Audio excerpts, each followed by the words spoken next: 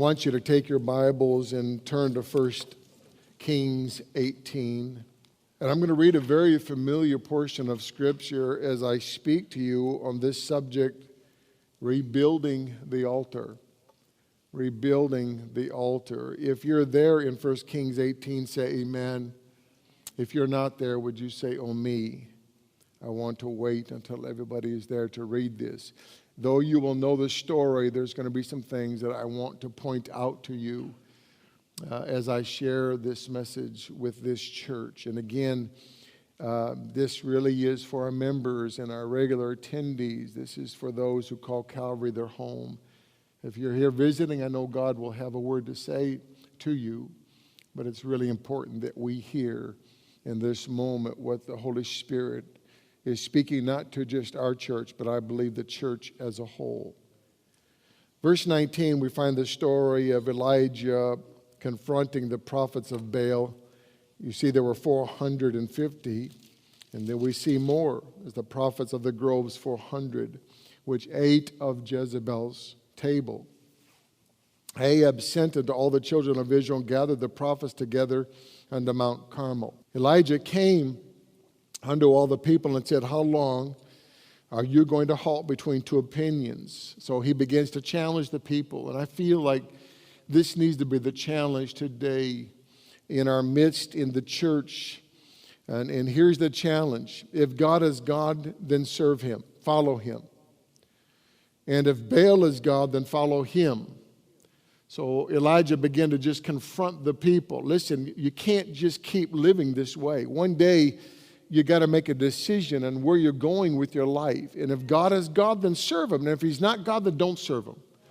You just go out and you eat, drink, and be merry. You just go out and live your life. Because who cares if God's not God? But if God is God, Elijah's saying, man, it's time. It's time to follow and serve him. Elijah said unto the people, he said, I'm the only one that remains, the prophet of the Lord. But Baal's prophets are 450 men. Let them therefore give us 2 bullocks. Let them choose 1 bullock for themselves, cut it in pieces, lay it on wood, put no fire under, and I will dress the other bullock and lay it on wood and put no fire under. And call on the name of your gods, and I will call on the name of the Lord, and the God that answereth by fire, let him be God. And all the people answered and said, it is well spoken. And Elijah said unto the prophets of Baal, choose you 1 bullock for yourselves. Dress it first, for you are many. Call on the name of your gods. Don't put any fire.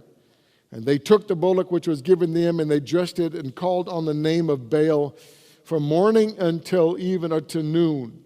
And Baal, saying, Baal, hear us. But there was no voice, nor any that answered. And they leaped upon the altar which was made, and it came to pass at noon that Elijah began to mock them and say, listen, maybe you need to cry a little bit louder. Maybe if he's God, he's talking or he is pursuing. Do you know what that word pursuing means? He's going to the bathroom. I didn't say it, Elijah did. Maybe your God's in the bathroom. Maybe he's on a journey, or peradventure he sleepeth and must be awakened. And they cried aloud and cut themselves after their manner with knives and lancets till the blood gushed out upon them. And it came to pass when midday was past, and they prophesied until the time of the offering of the evening sacrifice, that there was another voice. There was neither voice, nor any to answer, nor any that regardeth. And Elijah said unto all the people, come near unto me. And all the people came near unto him. And I want you to notice something. So he calls all the people. There's nobody that answered the prophets of Baal. So he says, all right, now all the people of God come here. And look what Elijah did. He repaired the altar of the Lord that had been broken down. Now, I want you to catch that. Elijah took 12 stones according to the number of the tribes of the sons of Jacob, and to whom the word of the Lord came, saying, Israel shall be thy name. And with the stones he built an altar in the name of the Lord. And he made a trench about the altar as great as would contain 2 measures of seed. He put the wood in order. Would you underline that? He put the wood in order. That's going to be important. Cut the bullock in pieces and laid him on the wood. And he said, fill 4 barrels with water, pour it on the burnt sacrifice and on the wood. He said, do it a second time. They did it a second time. Do it a third time. They did it a third time. In verse 35, the water ran around the altar and filled the trench also with water. And it came to pass at the time of the offering of the evening sacrifice that Elijah the prophet came near and said, Lord God of Abraham, Isaac, and of Israel, let it be known this day that thou art God in Israel, and that I am thy servant, and that I have done all these things at thy word. Hear me, O Lord, hear me, that this people may know that thou art the Lord God, and that thou hast turned their heart back again. Then the fire of the Lord fell and consumed the burnt sacrifice, the wood and the stones and the dust, and lit up the water that was in the trench. And when all the people saw it, they fell on their faces, and they said, the Lord, he is the God, the Lord, he is the God. May God add to the reading of his word. Throughout my ministry, I want to share my heart with you this morning, church. It's not a message per se as it is me just bearing my heart to all of you here this morning. You know, when I was a young kid, growing up as a preacher's kid, I really believed that God was who he said that he was. I would read the stories like Elijah, and I thought to myself, well, then I'm going to call fire down from heaven. I thought that God was no respecter of persons, that if God could use these men and women in the Bible, then surely God could use me. And as I went into the ministry, I've always expected for God to move. I believe that God can do what he says that he can do. And so if he moved in the Bible, if he moved in the lives of the disciples, if he moved in the early church, surely he can move today in our midst. I don't believe that time has hampered God. I don't believe that the gifts of the Spirit or the power of God ended with the death of the disciples. I always have believed that it is for today. And I've thought this from day one, that and I've said this to you, I know you get sick of it, but I hope that you get it so deep in your spirit that you never forget it.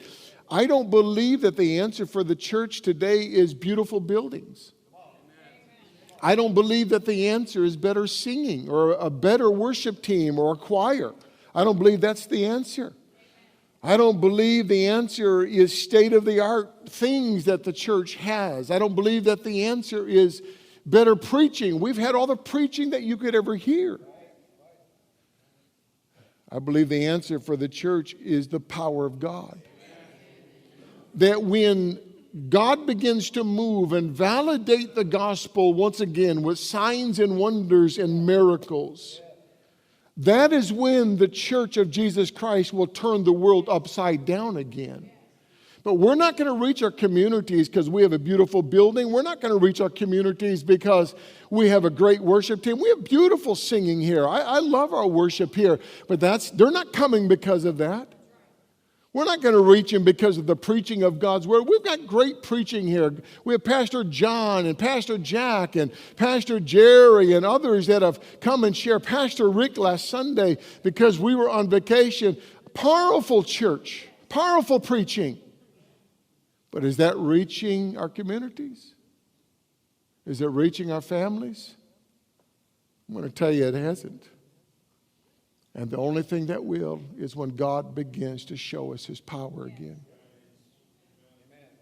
So I'm on vacation, and you know that Sharon and I had left for 2 weeks. Our first week we went to Branson. For you that want to know, I don't mean to rub it in any way. If you think that I am, forgive me, but we went to Branson, and to be honest with you, we were so exhausted.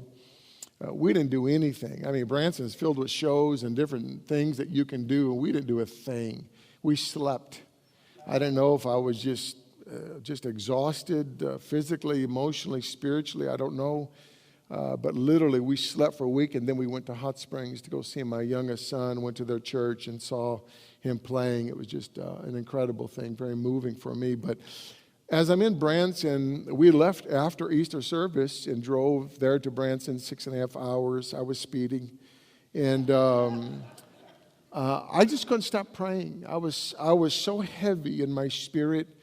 I was praying for you. I was praying over this church. And I was really praying over my own heart and life. Like many, I'm going to be very transparent, and I always am with you in my struggles. I have really been in a season of discouragement. It started with COVID.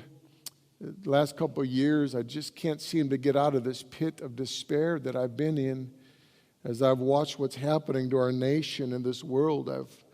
I've never felt so much anger as I've watched, and the elites of this world. These are Luciferians. These elites are just evil people. They're pedophiles. If you've ever done a little bit of research, you understand what I'm talking about. As they look to purposefully destroy this great country, the United States of America.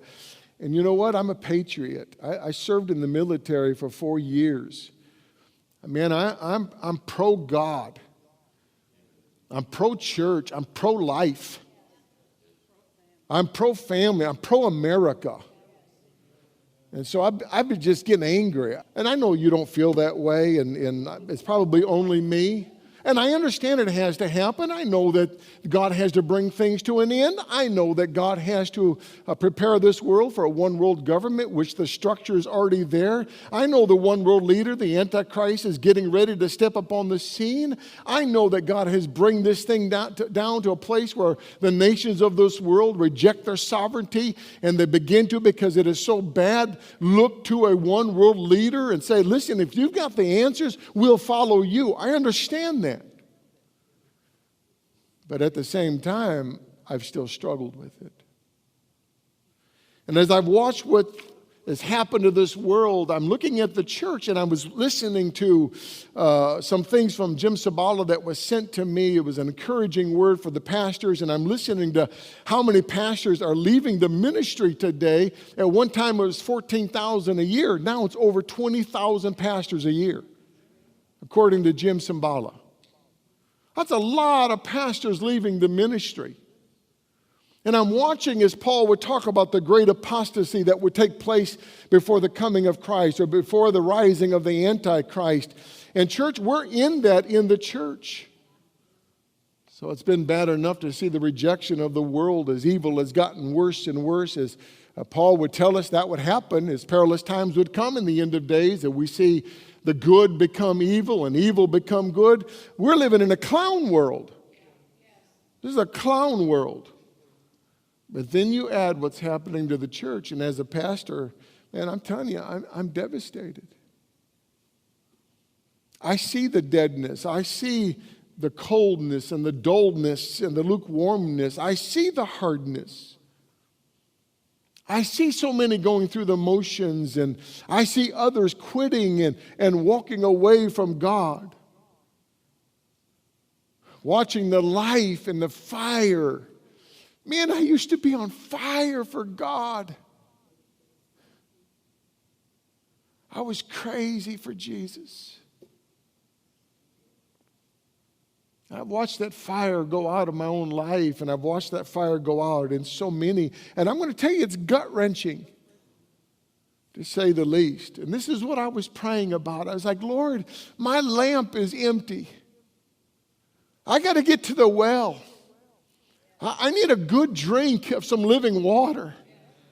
Man, I need to rekindle this fire that I once had when I was first saved and got into the ministry. And man, I see the cynicism that's entered my life and the walls that I've built up from being hurt in the church. And I said this before, everybody's hurt in the church. If you go to church a week, you're going to get hurt. But man, I see the things happening in my own life, and I see it happening in the church, and that's what I was praying over. God, we've got to get the oil filled up. We need your manifested presence again. We need your power. We need the promise that you gave us through the prophet Malachi, that in the end of days, that Jesus would arise with healing in his wings. We need healing, because I don't trust the medical community. I don't go to the doctor anymore. I don't trust him at all. So, Lord, bring the healing to the church. That's how the church used to do it. We used to go to the church for prayer for healing. We used to call for the elders of the church, and they would anoint you with oil. But we don't do that no more. We run to the doctor, and they throw another pill, and they throw another pill, and they tell you, listen, here's the side effects. Your eyeballs are going to drop out. Your hair is going to fall out.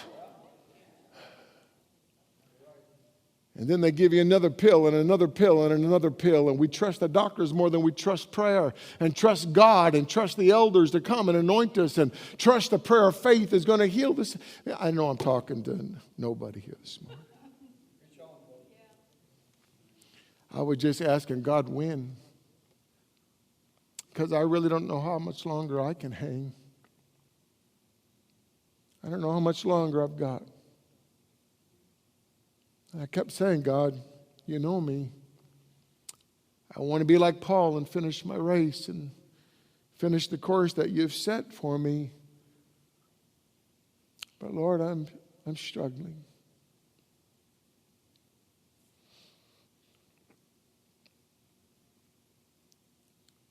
God really began to speak to me. It was powerful. And I felt like what God was giving me was for this church, to rally us, to get us together, and to say, wait a minute, there's more. God has so much more for the church. He's got so much more for us. And so I'm reading. I didn't even know where it was or what God, as he began to speak to me, and he gave me the answer. And so I went and I began to look at the answer, and I began to find some things that God really felt was opening up to me. And one of the places I found was there in Elijah.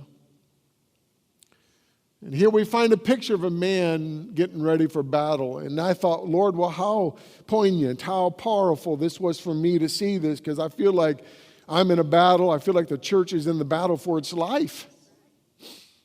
And I see now Elijah getting ready to face all this false doctrine and deception and these false prophets. And you see that in the church like crazy. And Jesus warned us. The number one sign that Jesus warned the church about the end of days was deception.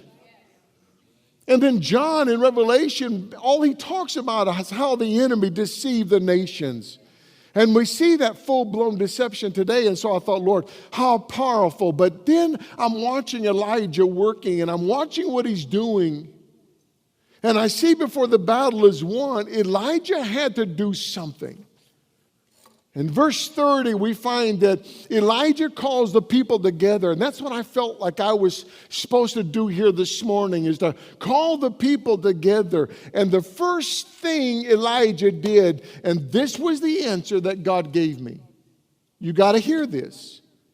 He repaired the altar that had been broken down. You see, that was the answer. God kept saying to me, go back to the altar. Go back to the altar. Go back to the altar. And I didn't understand what he was saying. Why the altar, Lord? What is it about the altar? Why was this so important to Elijah? And why is it so important to us here today? So I went through my concordance, the computer, the Bible app. And I found that the altar, and I've done messages on the altar before, but I needed a clear understanding. But as I'm looking and researching, I'm finding that the altar was the centerpiece of worship for God's people. 355 times alone in the Old Testament, you find that word altar. As a matter of fact, the law first mentioned, remember, the law first mentioned is so important. That means just where is something mentioned first in the Bible? And we find it in Genesis chapter 8. And there we find Noah after the flood. He comes out of the boat and he builds an altar and he begins to make sacrifices to the Lord. And remember, Jesus said it would be like the days of Noah at his coming. So you go back to Genesis 6, you look at what he was saying, and you find violence filled the land. Is violence filling our land today? You see the heart of man, evil continually. Is that the picture today? We see the judgment of God ready to come. Is that what we see today? Because that's what the tribulation period will be, is the time of Jacob's trouble, the time of God's wrath being poured out upon this earth. So I thought, wow, here's the picture of the law first mentioned as Noah builds this altar. And in that moment, as he makes the sacrifices, God makes a covenant and he gives a promise to never, never destroy this earth again with a flood. Then I'm reading the life of Abraham. Everywhere he went, 4 different times, we find him building an altar.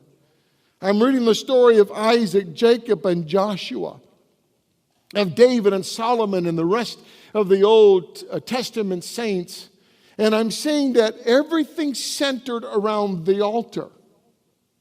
And then we get to the story of Ezra and Nehemiah. You know the story is Jerusalem is destroyed, the temple is destroyed, the people are taken into captivity.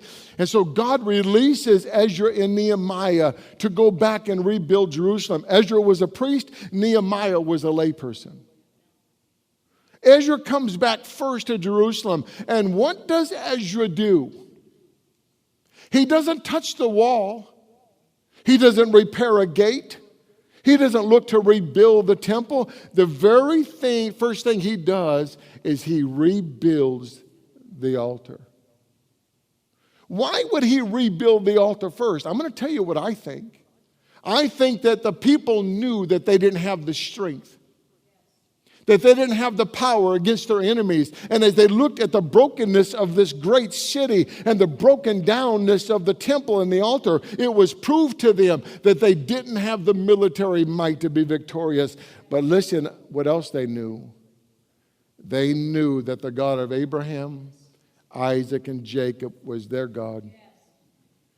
And that if they rebuilt that altar, then God promised to be with them, to keep them, to protect and provide for every single one of their needs.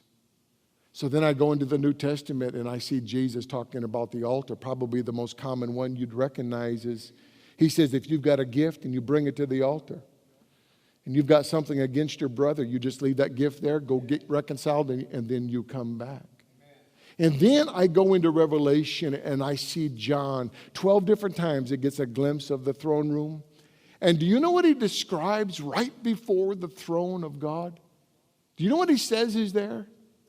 An altar, the golden altar. And I'm looking at that, and then I'm seeing the angel come to John, and he says, John, you measure the temple of God, and then you measure what else? The altar. He told him to measure the altar. And then we see an angel taking a censer with incense, which were the prayers of the saints, and he pours it out upon the altar. And so I'm watching from Genesis to Revelation. I find in the importance of the altar to the spiritual life of God's people. So the question is how does it fit here today? What am I trying to say to you as a church? Let me show you what the altar means. And I'm going to show you why it's so important for us today and why God kept speaking to me. Go back to the altar. Rebuild the altar. Rebuild the altar. Number one, if you're taking notes, and again, it's on our app. All the notes are on the app there. You'll find that the altar is where we encounter God.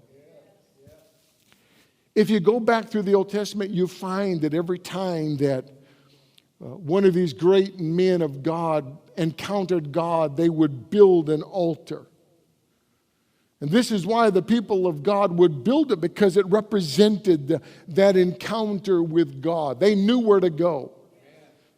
Of course, the most famous one, of course, is Jacob. After he has the vision of that ladder, you need to read that story.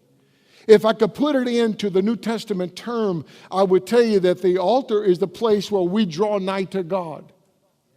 But there's a result of that. It's so that God could draw nigh to us. When I was a preacher's kid, I grew up in the Assembly of God Church. My dad, of course, the pastor. And I'm going to tell you that the altar was the centerpiece of the church. It was the place where God's people, it's what we called tarry. I don't know if you ever heard that term. Some of you don't know what that term is, but we would call it tarrying at the altar. And this is where you didn't get up from your chair after church and just run out the doors and try to get back into this world. Nobody wanted to go back into the world. They wanted to stay here. They would come to an altar, and the altars were filled with people after a service, after a message. And it was people tarrying before the Lord. They would stay there. That's what the word means, to tarry there until they experienced God, until something happened. And that was so norm when I was growing up. They wept, cried. Man, you would hear the altars filled with weeping and the crying of the people. They expected that they were going to experience God's presence in a greater way here than at any other time in the service. In other words, the whole service was geared to the altar time. Everything was about getting to that altar. I don't know if you understand what I'm saying. This is what people got saved. I mean, I would watch people come and, man, they would weep for hours and cry and snot everywhere. I mean, they were getting born again. Now we just say a simple prayer. You can't even find that in Scripture. We put a notch on our belt. They said the prayer, and then they walk out. Nothing's changed in their lives. But I'm telling you, church, when these people found their way to that altar and they began to cry out, and there they were born again, I'm telling you, they got up off that altar and they were different. They were different. This is where the people receive the baptism of the Holy Spirit. You know how many people I've seen receive the baptism of the Holy Spirit at an altar of prayer? They would be filled with power. Power. Powerful encounters with God at an altar when I was a young man. In fact, that's where I was called. I had 2 encounters with God, and I knew God called me into the ministry, though I ran from Him, got into the drugs and the alcohol. You know my story. But I would tell you, I can still remember those 2 times like it was yesterday. And both times were at an altar of prayer. When I came back to the Lord, guess who was at the altar? Me. Every service, it didn't matter if the message matched me or what I was going through. This dude would run to that altar. And there I would seek the Lord. In church, we were in a church where there was just a bunch of catty people. I mean, just religious. And at the church, you couldn't go to the altar because if you went to the altar, all of a sudden you'd hear the people, what's wrong with them? Let's find out. And so people stopped going to the altar because people were talking about them. That's how catty the church has become. A bunch of stinking religious people. That's why I fight against it. Religious people don't like me. And I don't like them. I got to love them, but I don't like them. Amen. At the revival at Stone Church, the altars were filled, 4 and 5 people deep, people desperate for more of God. I remember in the revival, me and my wife and my 3 little kids, we would stay at the altar till midnight. Till midnight. The evangelist, his name was Wayne Neal, he would say this to the people, linger longer, it gets stronger. You see, when I would go to the altar, God would speak to me. I'd get revelation. This is where freedom from hurts and habits and hang-ups take place. I experienced the joy of the Lord, which is your strength. I could walk in heavy and down and depressed and discouraged, go to that altar, and man, instantly there's a change when you encounter the living God. You would leave, and the anointing on your life was so powerful that you became a true representative of the kingdom, of an ambassador of Christ to a lost and dying world. Church, I had my lamp filled with oil at an altar of prayer. And every time I'd go out, I'd go to the altar, and there the lamp would get filled again and filled again and filled again. The sparks of our relationship with Christ, the Holy Ghost could breathe upon those sparks, and you would come alive again. Does anybody know what I'm talking about? You see, I felt that that's what God was giving me. That when God's people go back to the altar, where we run in desperation and run to seek the Lord. We run to the altar because, man, we got to have God. We need Him now, that we would experience Him. I felt like that was the answer to a sovereign move of God. Remember, revival has nothing to do with just the church. Every revival that started within a church and didn't go out died. You might want to get that. I'm not looking. Nobody look. But that's the answer to a sovereign move of God sweeping through our community. Boy, that ring just won't go away.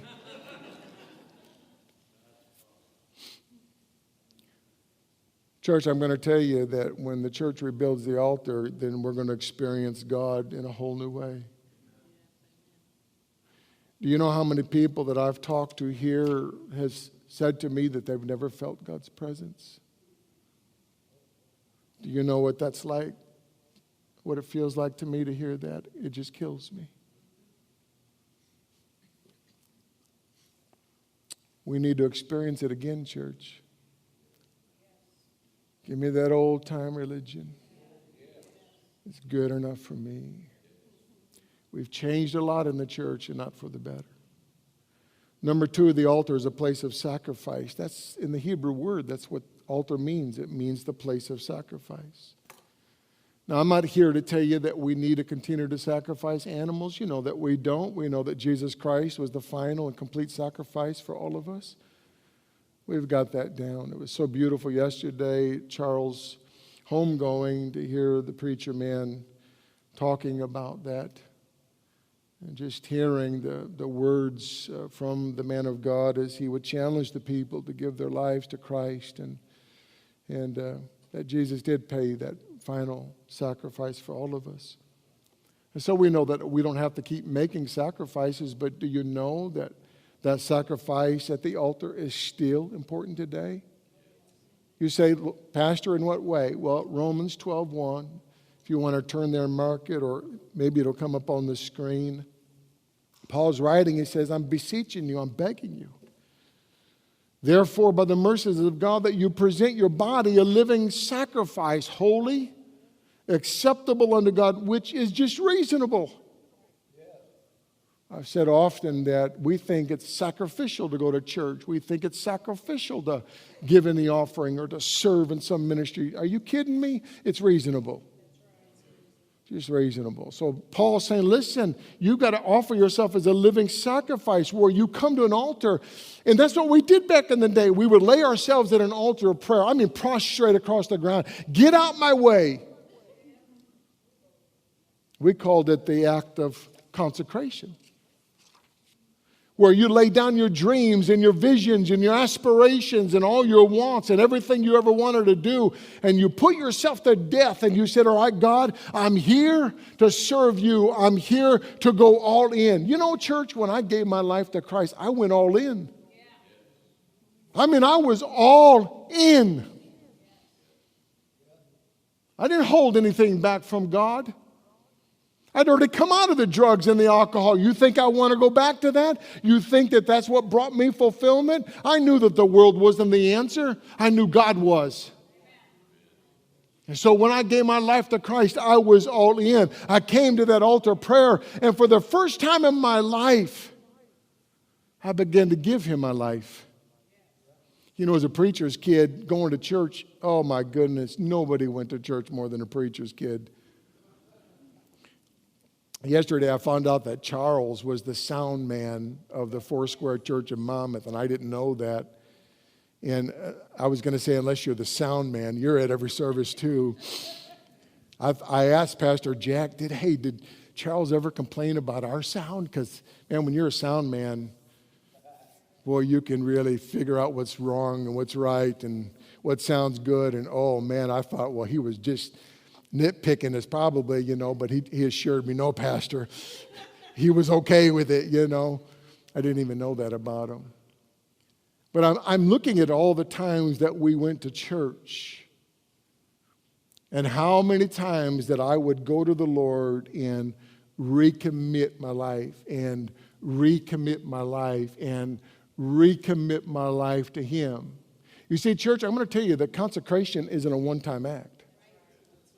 And here's why. Because it doesn't take long before you get up off that altar and you walk out into this world and you start taking control back. You see, the act of consecration is saying, I let go. I'm letting go of all control. I'm giving you my life to do with me whatever you want to do. And church, that's what changed me. Not just giving Him my heart, and that's where I was going with how many times that I went to church. I didn't want to miss the rapture. I didn't want to go to hell. And so I gave Jesus my heart constantly, every service. Oh, Jesus, I give you my heart. I was saved 48,000 times growing up. But I'm going to tell you, church, when I gave Him my life, that's when things began to change. And I have found that throughout my life that I keep having to go back and reconsecrate myself and rededicate my life. Because in that place is the confirmation of God's will and the confirmation of the calling that He has on your life. But I'll tell you, more important, there's a realignment. We get out of order constantly, church. And when we get to that altar, there's a realignment of our lives and our priorities and God's will for our life. And like Paul, we're constantly saying, Lord, whatever you want me to do, what do you want me to do? And that's where you experience that at an altar of prayer. Let me ask you this. When's the last time you ran to that altar and just knelt and laid there and said, God, I've taken my life back, but I'm going to give it to you again.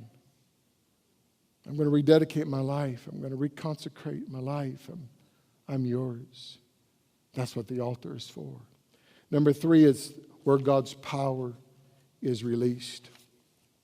In our text, the Bible tells us that as Elijah repaired and rebuilt the altar, he prepared for the fire. And this is the phrase. I told you to underline it. I promise I'll get you out on time. I know it's Mother's Day, but hang on with me for just a little bit. It says that he put the wood in order. And that jumped out at me. When I was growing up, we talked about, and this was, remember that Assemblies of God was birthed from the Azusa Street Revival. Even yesterday, as they were talking about Charles being part of the Four Square Church, that's Ella McPherson. They were also birthed out of the Azusa Street Revival. Back then, under Parham and Seymour, of course, Seymour we would consider to be the founding pastor. He was a black man that had to go to and sit under Parham's teaching there in Kansas, and because he was black, they would not let him come into the building. He had to sit on the steps and listen to what was going on in the inside. And then, of course, you know the stories. He makes his way to California, Azusa Street, and there he is baptized in the Holy Ghost. And man, the greatest revival ever that swept the world was out of Azusa Street, and that's where we were birthed, the Assemblies of God. So back in my day, we taught the same thing that they taught, that the work of the Spirit in salvation, the work of the Spirit in sanctification, and the work of the Spirit in the baptism of the Holy Spirit, the baptism of power.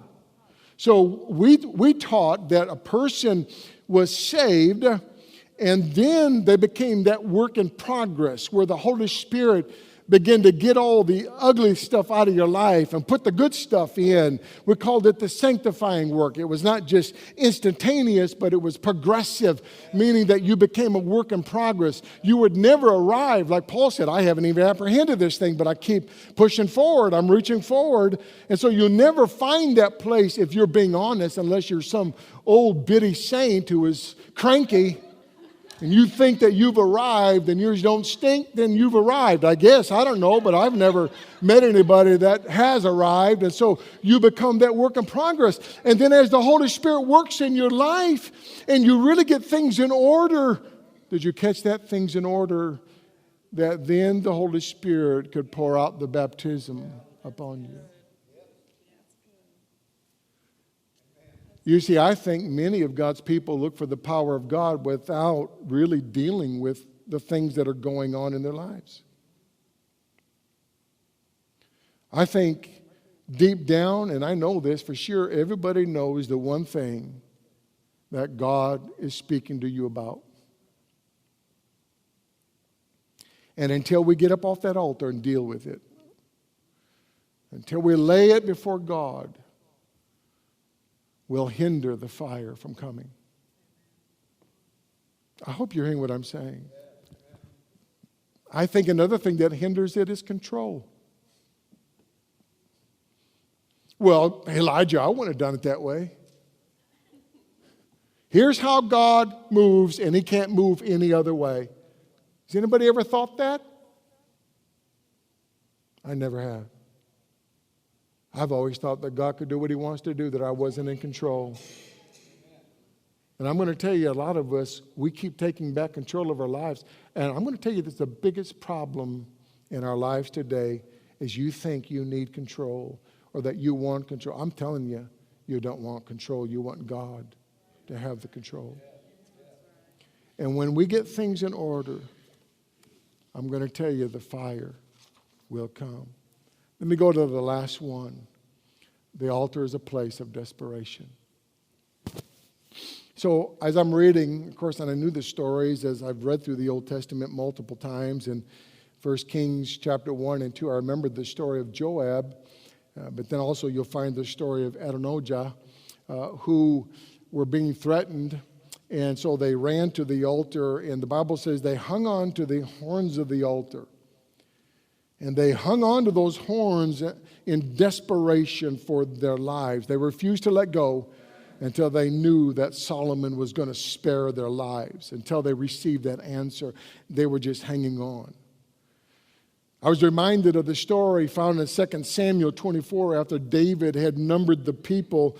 And remember, that was against God's wishes. The Bible tells us that God sent a pestilence or a plague, and 70,000 people died. How did David respond? In desperation, he built an altar to the Lord, and he cried out, and God stopped that plague, and nobody else had to die. You see, if I could tell you my story with one word, I would tell you it's desperation. Desperation. I was desperate to get free. I was so bound, just destroying my life, destroying my marriage and my family. I was so bound, and I didn't know how to get out of it. I was desperate for God to do something. And even after I gave my heart and life to Christ, I've found that desperation has never left me. Hours that I would spend at an altar of prayer crying out to God. Church, I was so sinful. And I still am today. But I'm telling you, I was evil. I was broken. I was defeated. I was bound by my addictions and failures. I'd run to that altar and lay myself down and say, God, you've got to free me. I was desperate. Man, I needed God. And I've experienced those times of desperation, and that's what I felt even when I left for vacation. I feel desperate. I was reminded of one time that God answered a prayer for me. It was at the men's retreat. At one time we had all of the men in the Assemblies of God would gather in Peoria. We had what was called a men's retreat, and their powerful services, power altar times, and just the men, thousands of men across the state just going after God. And at that time, I was leading the Chicago South section as the men's rep and pastoring. And so I had gone, but my heart was really heavy that weekend. I remember that there was an issue going on with my family. I don't want to get into it, and I was so desperate to see God intervene and deliver our family from this place. And I remember going to the altar after the message. I wasn't there for the message. I wasn't there for the baptism of the Holy Spirit. I was there because I was desperate. And I remember laying down at an altar and just going after God, weeping and crying and seeking the Lord and saying, God, if you don't intervene for our family, man, this is just a bad place. And I get up from that altar and I get a call. And I'm not going to tell you who the call was from because then it'll tell you what it's about. But there was an individual that called me and my family and told me that God had answered prayer. It was done. It was over. I'm talking about I was desperate. Let me ask you something, church. Are you desperate? Are you desperate to see your family come to Christ?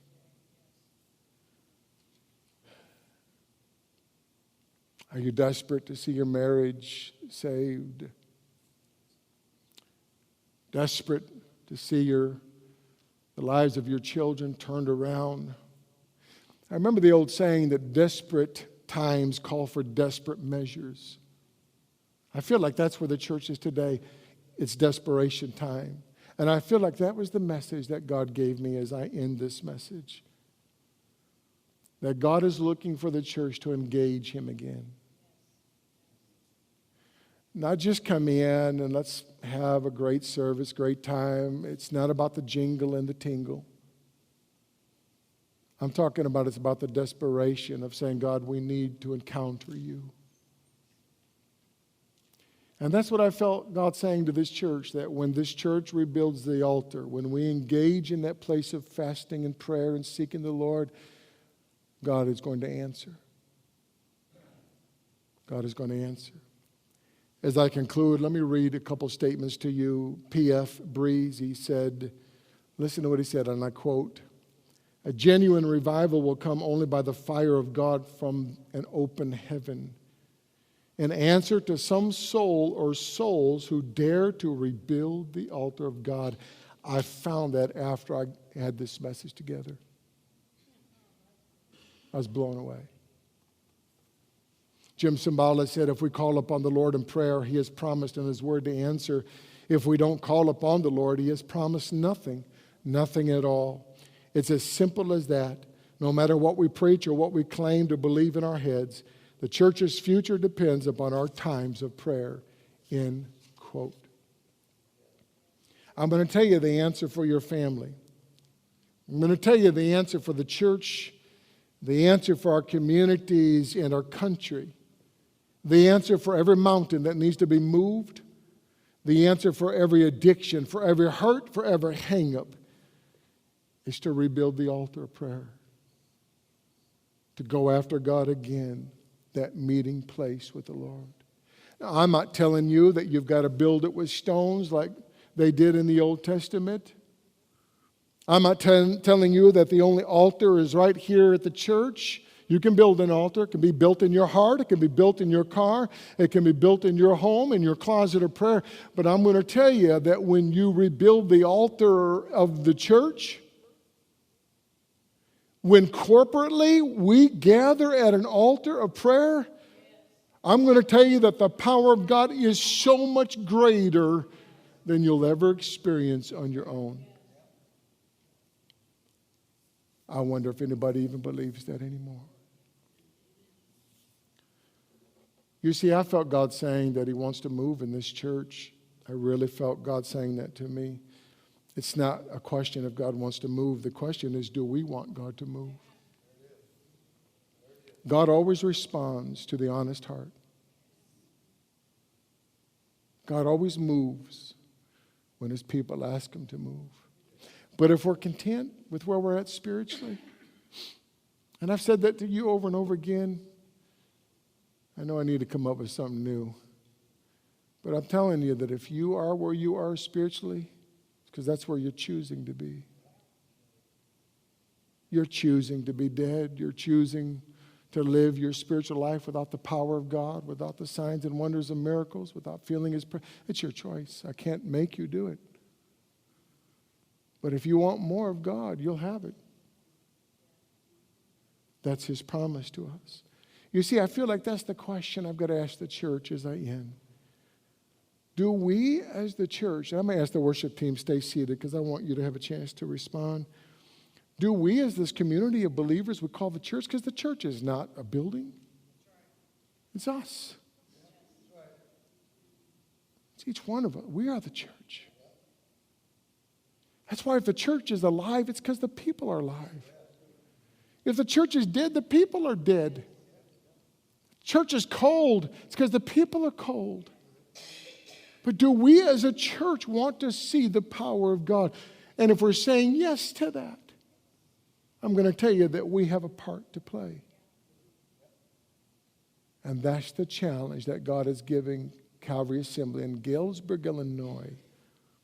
A church founded by P.C. Nelson, a revivalist. Walls filled with wheelchairs and hearing pieces and eye pieces and having to fill up trucks with all the different things that God was doing. Their first baptismal service, they baptized 600 people. Why did the people come out? P.C. Nelson, a great preacher? I don't think so. I don't think that's what that was about. He could have been. I'm going to tell you, healings, power, the supernatural, signs and wonders and miracles. That's what was going on. Can you imagine what would happen if God began to move in the miraculous again? I know I can. And when we as a church, as a whole, find our way to the altar, God will respond. God will move. God will work. And I'm going to tell you, God will make himself known to his people again. And here's what I want God to do. God, validate the gospel message one more time. Jesus, you're the answer. And to prove it, rise up and walk.